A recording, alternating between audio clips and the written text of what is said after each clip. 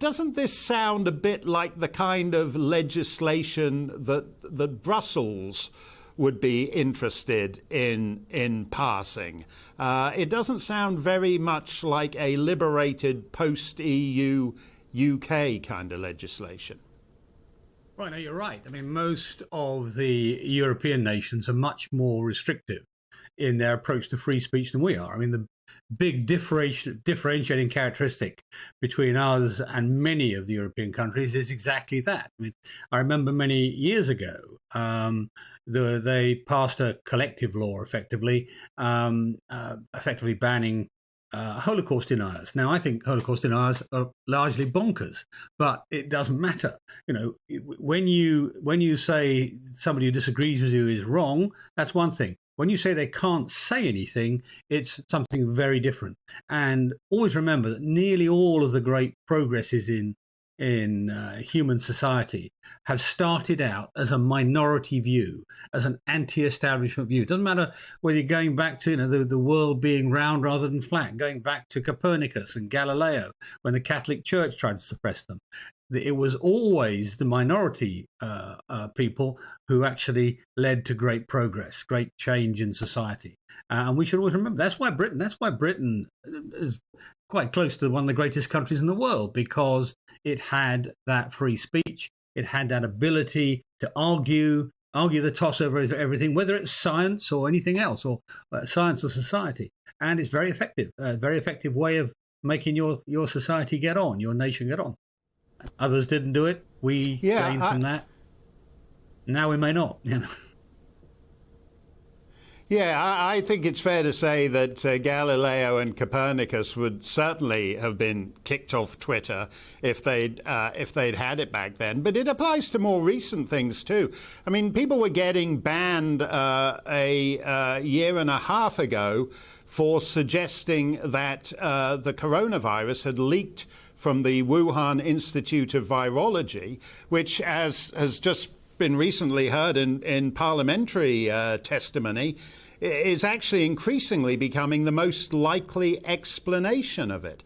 So it's very weird to see a conservative government appearing to encourage people who are already excessively censorious. Why is your friend and colleague Boris Johnson doing this? Yeah, I mean, you're right about the Wuhan thing. I mean, interestingly, it wasn't just some person from left field who first raised that issue. It was a French Nobel Prize winner who I think was first banned for making that assertion over a year ago. And of course, at that point, everybody thought it was mad. And now they think it's the most probable, not the certain, but the most probable outcome. And indeed, I mean, I myself have been cancelled by YouTube. I grant you only for 24 hours. When they realized what they'd done, they backed off very quickly. But when I made an argument at the Conservative Party conference, which was videoed, about the ineffectiveness and the sheer wrongness, frankly, of vaccine certificates, vaccine passports, and requiring them to attend normal events, I was struck off, that video was struck off YouTube for 24 hours, and they suddenly realized they caught a shark in the net, and they rapidly reversed it. But that's how it can happen. That's how these rules can go wrong, even with the best of intentions. And that's the point. These rules can go very badly wrong, even with the best of intentions. Now, this all starts from, I think, again, good intentions. They want to protect children from pornography and unpleasant websites encouraging them to self-harm and so on. All that sort of stuff gets bundled up in this. Now, I'm perfectly happy with websites taking people down or removing their content if they're breaking the law. You know, if they're inciting hatred or inciting violence. You know, if they're breaking one of the established laws of the kingdom. But there's an element in this bill which is essentially it's a whole clause which says that the website should be responsible, the platform providers should be responsible for removing stuff that is legal but harmful. And that phrase sounds completely reasonable, and actually it is dangerously unreasonable, because it assumes that somebody can decide reasonably what's harmful. It's legal, but it's harmful. Well, no, that's not tolerable. I mean, can Ofcom do it? Well, look at Ofcom's experience in the last year with all the woke stuff, getting itself tangled up in that argument. Can a minister do it? Well, no, over my dead body. I don't want the government deciding what I can and can't say. Can the BBC do it? Well, no, thank you very much. Not on, your station wouldn't exist if the BBC had done a proper job.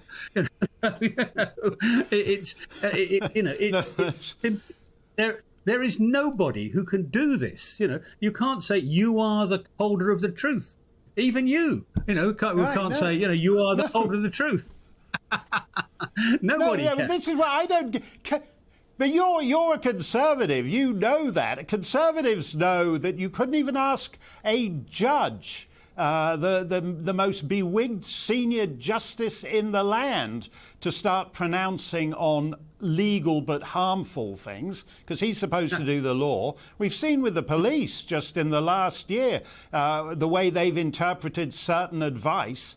So they've gone charging into some park and bundled up a little old lady who they decided has been sitting on the park bench for too long, and sitting doesn't count as exercise. We've seen all this nonsense throughout the last couple of years, and yet Conservatives, who are supposed to be the party that understands human nature, have just invented a category that is bound to be disastrous. And we've seen it all on Twitter when the police go and investigate some porn actor who advertised for a pornographic actress and a transgender lady at Pride, and the police went and investigated him for his transphobia in not wanting to have sex on camera with a transgender porn star. I mean, we've got this insanity all over the land. What don't Conservatives get about that?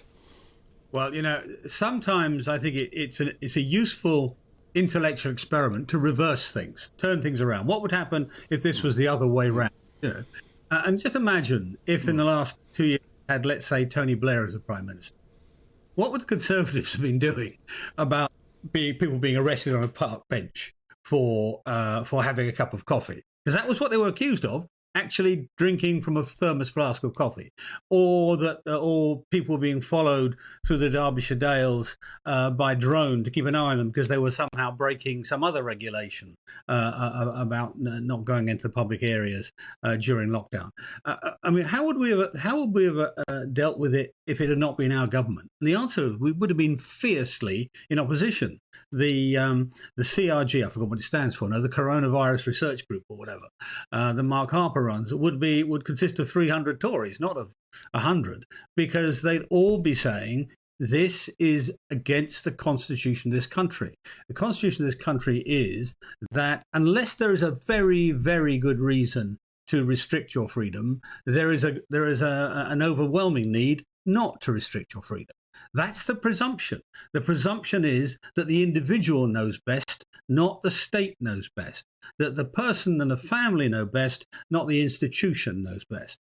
And we've broken all of those rules, frankly, in the last year. Now, I am supposedly Parliament's leading libertarian. I've actually been willing to go along with it at the beginning. Why? Because in the beginning we knew nothing. We knew literally nothing. What was passing as information was, as you were referring to earlier, Neil Ferguson's modelling forecast, which, of course, in the entire history of the last 20 or 30 years, have never been less than a 12 times overestimate. Go back to mad cow disease, the bird flu, every single time. Sometimes it's been 1,000 or 1,000,000 times over in estimates of death. So that was what passed as a fact in those days. But we've had a year of experience now. You, just before I came on, you were showing a graph of excess deaths, showing, frankly, that Sweden has done as well as anybody, that during the course of this whole process, that there have been large numbers of deaths, not, of course, all from COVID, from corona, from coronaries and from cancer and all the other things that haven't been treated. All MPs have been dealing in the last year and a half with constituents who are desperate because they can't get their dad into hospital. They can't get him to get his scan, can't get the surgery he needs. Why? Because we've locked everything down in sometimes, I think, a panicky response, or more than sometimes, very often a panicky response to this threat without real information. Today, I mean, you listen to the BBC talking about Omicron, and they're talking about Omicron as though it's the same as Delta. Now, Delta, to be fair, killed people. As far as we can see, Omicron doesn't in anything like the same numbers. It's more like flu or a bad cold in terms of the harm it does. And yet they're treating the numbers the same. You know, you've got literally apples and oranges being compared. So you can't trust the institutions. To come back to your original question about online harms, this is why you can't simply say legal but harmful. If it's bad enough, make it illegal. My view, this is okay. Let's have a bill every year. I mean, when I first came to Parliament, albeit 2 centuries ago, we had a every year we had a Companies Act. Why? Because companies law was changing so quickly, and so it was reasonable every year to come back and alter it a little bit to get it right. I don't see why we shouldn't have an annual review of online illegalities, and then Parliament will decide, and there'll be a proper challenge to what's being. So let me give you an example. Sites that encourage self-harm, a real issue for young and for children and adolescents. Now, I think there's a reasonable argument to make that illegal to promote. You know, sites that encourage suicide. I think there's a reasonable argument to, but we have to make it legal. We have to argue it through. We have to see what it is we're saying, what it is we're restricting, and then give to the judge, you mentioned earlier, the right to actually interpret the law properly. The law, not a judgment as to what might or might not be wrong. Otherwise, you end up with Macron. Or, frankly, you should look at what Pierre Trudeau is saying in Canada. It's not much better, you know. Even what Biden's saying, not much better. You know, these are people who have been elected to responsible office, and yet they're doing things which, frankly, you know, you wonder what their view of history of the last century has been. You know, that suddenly we're going to turn and say, should we tolerate these people who choose not to have a vaccine? Well, look, I don't agree with them either, but you know, tolerate them. You've got to tolerate them. That's what a civilized society is about. Well, that's the connection, isn't it? Like, if you look at what Justin Trudeau was saying about people who don't want to get vaccinated are also misogynists and racists. That's what this bill does by introducing this category of lawful but harmful, is it effectively exaggerates even further sort of modish positions. You can't say this because you're racist. You can't take that position on COVID origins because it's racist against the Chinese. So take the things you like least about Macron and Trudeau demonizing those who make a different decision, and this bill from a Conservative government encourages a lot of it. Oh, it does. I mean, it will institutionalize it. I mean, it will. You know, what is going to be judged to be harmful in a few years' time? You know, is it going to be somebody criticizing the woke agenda, for example? You know, is that going to become harmful? Because that's the direction Ofcom were going in. And bear in mind, it's Ofcom who are going to be the arbiters in this, or like to be at least one of the arbiters in this.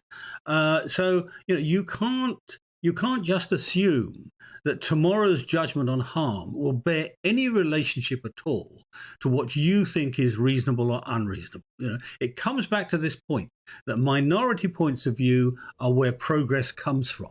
Almost always. And if the other side is fierce enough, then they'll suppress it, and that will be damaging to us. I mean, we're in a global contest at the moment. The West is having a battle, an economic battle, not a physical, an economic battle, and a psychological and moral battle with the Chinese and the Russians and so on. We will only win that if we play to our strengths. And what's our primary strength? It's freedom. And what's most important of the freedoms is freedom of speech.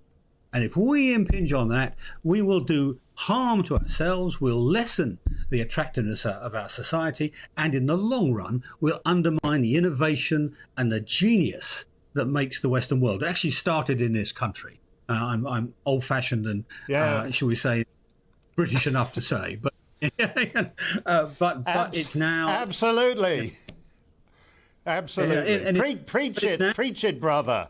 I don't care whether you've been in the House of Commons for 2 centuries. We should have you back in the cabinet. That last bit was stirring.